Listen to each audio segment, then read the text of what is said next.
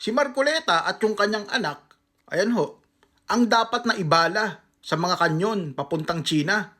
Itapon na ho yan, papunta doon. Total, sila naman ang promotor ng pagtatraidor, pagiging enabler ng mga traidor dito sa Pilipinas. Sila yung nagsasabi na okay lang na ibigay natin ang ating teritoryo sa mga China. Pambihira ang kakapal ng muka.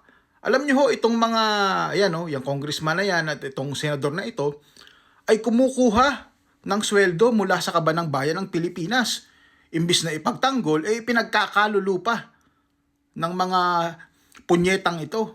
Ayan pa ho ang sabi niya, kung sakaling girahin tayo ng China, ihilera nyo sa harap ng bakbakan itong spokes, ayan daw si Tariela, ng Coast Guard at yung mga mayayabang na senador. Sila ang unang lumusob o kaya ibala sa kanyon. Alam mo, kami ho ang mga mauunang magtatanggol sa Pilipinas at hindi kayo. Lumayas kayo dito bago maggera.